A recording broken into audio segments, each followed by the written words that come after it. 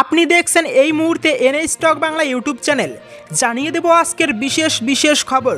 তার আগে ভিডিওটিতে একটি লাইক দিয়ে চ্যানেলে নতুন হয়ে থাকলে অবশ্যই চ্যানেলটিকে সাবস্ক্রাইব করে পাশের বেল বাটনটি অন করে রাখুন সঠিক এবং গুরুত্বপূর্ণ খবরগুলি সবার আগে দেখার জন্য।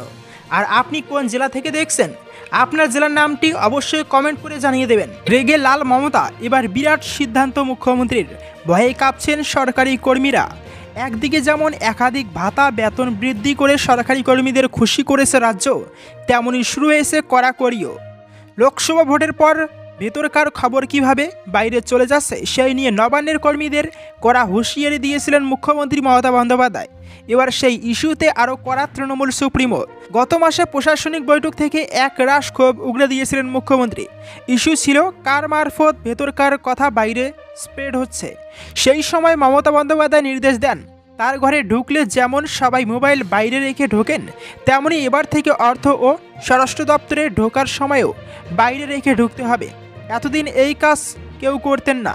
আর মোবাইলের পর এবার ফাইলের গতিবিধির উপর নজর রাখবে পুলিশ। জানা গিয়েছে কোন দপ্তর থেকে ফাইল বা নথি কোন দপ্তরে যাচ্ছে, কে নিয়ে যাচ্ছেন, এই সব দিকেই এবার নজর রাখবে পুলিশ। হঠাৎ নজরদারির কারণ কি? প্রসঙ্গত গত মাসের নবান্ন বৈঠক থেকে মমতা বন্দ্যোপাধ্যায় বলেছিলেন সব খবর বাইরে চলে যাচ্ছে, নবান্নে সিসিটিভি আরও জোরদার করুন, সার্ভিলেন্স হচ্ছে না। এই সমস্ত বিষয়ে নজর দেওয়ার পাশাপাশি সিনিয়র আইপিএস অফিসার মনোজ ভার্মাকে ডেকে মনিটরিং বাড়ানোর নির্দেশ দেন মুখ্যমন্ত্রী। এরপরই বেশ কিছু দপ্তরে ফোন নিয়ে ঢোকা হয়েছে।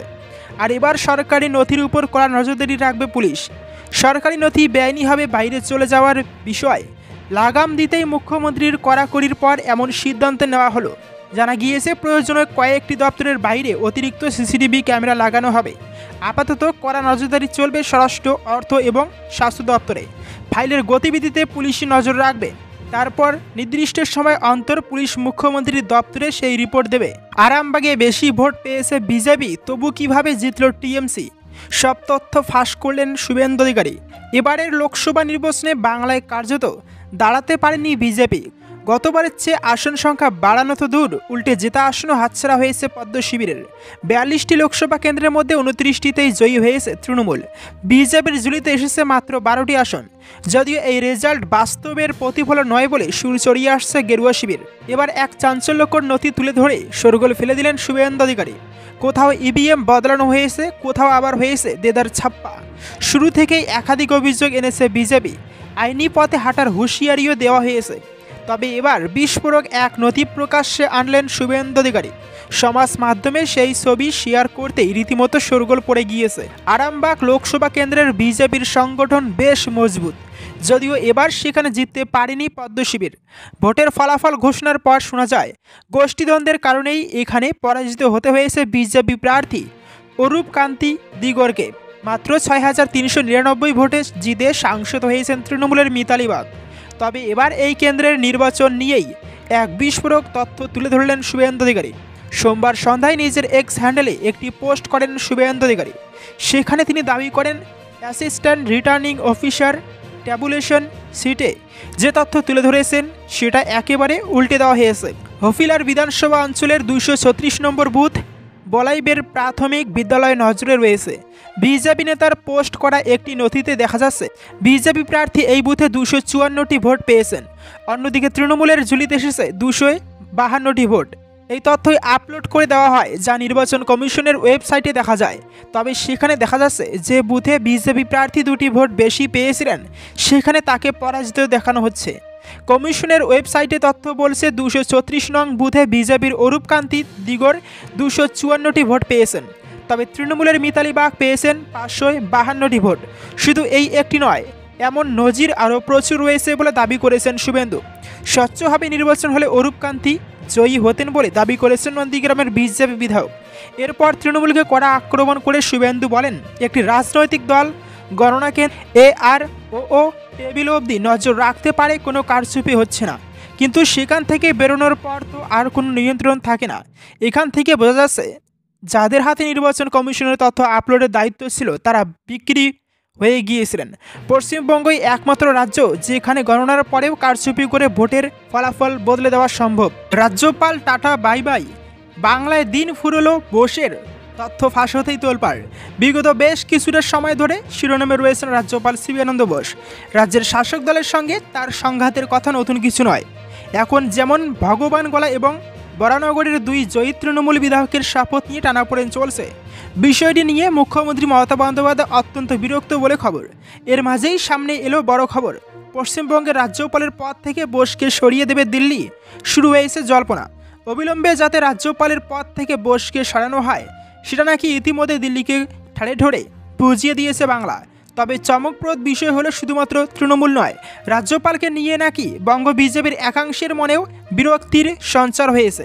বোসকে সরিয়ে পশ্চিমবঙ্গের রাজ্যপালের আসনে অন্য কাউকে বসানো হোক, তারাও নাকি এটাই চাইছেন। মিডিয়া রিপোর্ট বলছে বঙ্গ বিজেপির এক হেভিওয়েট নেতা নাকি এই বিষয়ে কেন্দ্রীয় স্বরাষ্ট্রমন্ত্রী অমিত শাহকে পরিষ্কার জানিয়েছেন। লোকসভা নির্বাচনের আগে এবং পরে দুবারই এই বিষয়ে জানানো হয়েছে তাকে। রাজ্যপালের অতি সক্রিয়তার ফলেই খারাপ ছাড়া ভালো হচ্ছে না। এমনকি সাম্প্রতিক অতীতে তার বিরুদ্ধে যেমন ধরনের অভিযোগ উঠেছে তাতে গেরুয়া শিবির অস্বস্তিতে পড়েছে বলে খবর। এদিকে গত এক দশকে কেন্দ্র ও রাজ্য সম্পর্কের সমীকরণ অনেকটা বদলেছে, অনেকখানি আড়ষ্টতা এসেছে। তবে উল্লেখযোগ্য বিষয় হলো লোকসভা নির্বাচনের ফল ঘোষণার পর জাতীয় রাজনীতিতে মমতা বন্দ্যোপাধ্যায়ের অবস্থান অনেকখানি পোক্ত হয়েছে। নানান কারণে গত কয়েকদিনে তাকে ফোন করেছেন কেন্দ্রীয় স্বরাষ্ট্রমন্ত্রী অমিত শাহ, প্রতিরক্ষা মন্ত্রী রাজনাথ সিং প্রমুখ। অনেকের অনুমান এটা কেন্দ্র রাজ্যের বোঝাপড়ার একটা ইঙ্গিত হতে পারে।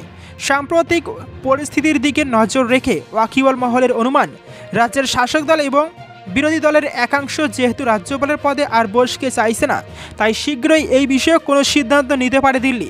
আজ সংসদের চলতি অধিবেশন শেষ হবে, এরপর পশ্চিমবঙ্গের রাজ্যপাল বদলের বিষয়ে নর্থ ব্লক এবং সাউথ ব্লক সিদ্ধান্ত নিতে পারে বলে খবর। ভোটে ভরাডুবির কারণ কি, আসল সত্যিটা উঠে এলো বিজেপির গোপন রিপোর্টে।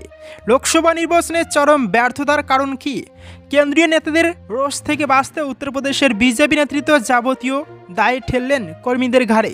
তারা বলেছেন দীর্ঘদিন ধরে স্থানীয় প্রশাসন এবং পুলিশের কাছে বিজেপি কর্মীরা অপমানিত হচ্ছিলেন, আর সেই কারণে তারা স্থানীয় বুথে জয়ের উৎসাহ হারিয়ে ফেলেছিলেন। যা শুনে পাল্টা কটাক্ষের রাস্তায় হেঁটেছেন বিরোধীরা। তাদের কটাক্ষ আসলে পরীক্ষার প্রশ্নপত্র ফাঁস হয়ে গিয়েছে। তার জেরেই লোকসভা নির্বাচনে উত্তরপ্রদেশে বিজেপির ফলাফল খারাপ হয়েছে। এবারের লোকসভা নির্বাচনে বিজেপি উত্তরপ্রদেশে পেয়েছে 33টি আসন। 5 বছর আগে 2019 সালে তারা উত্তরপ্রদেশে পেয়েছিল 62টি আসন। সেবার তারা উত্তরপ্রদেশে প্রদত্ত ভোটের 49.98% পেয়েছিল। এবার সেটা কমে হয়েছে 41.37%। যার কারণ হিসেবে নিয়োগ পরীক্ষার প্রশ্নপত্র ফাঁস, সংবিধান এবং সংরক্ষণ ইস্যুতে প্রচার, ওবিসি এবং দলিত ভোটের বিভাজনকে বিরোধীরা কৃতিত্ব দিয়েছেন। কিন্তু স্থানীয় বিজেপি নেতৃত্ব বিরোধীদের এই দাবি মানতে নারাজ। যাই হোক, আসল কারণটা খুঁজতে 19 থেকে 25 জুনের মধ্যে প্রধানমন্ত্রী নরেন্দ্র মোদীর বারাণসী আসন এবং প্রতিরক্ষামন্ত্রী রাজনাথ সিংয়ের নির্বাচনী এলাকা লখনৌকে বাদ দিয়ে বিজেপি 78টি নির্বাচনী এলাকায় নিজেদের পর্যালোচনা করেছে। 24টি প্রশ্ন দিয়ে সাজানো এক প্রশ্নপত্র নিয়ে প্রবীণ বিজেপি নেতারা দলের স্থানীয় নেতা এবং জনপ্রতিনিধিদের সঙ্গে দেখা করেছেন। কেন দল আসন হারালো সেই প্রশ্নের উত্তর জানতে চেয়েছেন। কেন বেশ কয়েকটি নির্বাচনী এলাকায় জয়ের ব্যবধান কমল তাও জানার চেষ্টা করেছেন। সূত্রের খবর, উত্তরপ্রদেশের বিজেপির অফিস আধিকারিক এবং আরএসএস কর্মীরা নির্বাচনের ফলাফল নিয়ে ইতিমধ্যে বৈঠক করেছেন। রাজনাথ সিংয়ের দেওয়া বিশেষ রিপোর্টগুলোকে বিবেচনার মধ্যে রাখা হয়েছে, তার সঙ্গে রাজ্য নেতৃত্বের রিপোর্ট যুক্ত করা হয়েছে। এই যাবতীয় রিপোর্ট চলতি সপ্তাহে কেন্দ্রীয় নেতৃত্বের কাছে জমা দেওয়া হয়েছে। ফলাফল পর্যালোচনার সঙ্গে যুক্ত বিজেপির এক প্রবীণ আধিকারিক বিরোধীদের অভিযোগ কিছুটা হলেও মেনে নিয়েছেন। তিনি বলেছেন, সংবিধান এবং সংরক্ষণের ব্যাপারে বিরোধীদের প্রচার, প্রশ্নপত্র ফাঁস, বেকারত্বের জেরে সৃষ্টি হওয়া হতাশা এবং স্থানীয় প্রশাসনের অবহেলা ও অপমানের কারণে বিজেপি কর্মীদের মধ্যে হতাশার সৃষ্টি হয়েছে, যা এবারে নির্বাচনে বিজেপির সবচেয়ে বেশি ক্ষতি করেছে। এর দায় অবশ্যই প্রশাসনের, কারণ প্রশাসনের দ্বারাই ভোটাররা সারা বছর পরিচালিত হন। জনসাধারণকে কোনো রাজনৈতিক দল পরিচালনা করে না, রাজনৈতিক দল কেবল নির্বাচনে প্রতিনিধিত্ব করে। কেড়ে নেওয়া হোক পুলিশি ব্যবস্থা, শীঘ্রই বাংলায় জারি হবে 355 ধারা, তোলপাড় ফেললেন শুভেন্দু। 2024 লোকসভা নির্বাচনের ফল ঘোষণার পর থেকে রাজ্য জুড়ে ভোট পরবর্তী হিংসা থেকে শুরু করে বাংলার আইন শৃঙ্খলার অবনতি নিয়ে বারবার রাজ্য সরকারকেই কাঠগড়ায় তুলেছেন রাজ্যের বিরোধী নেতা শুভেন্দু অধিকারী।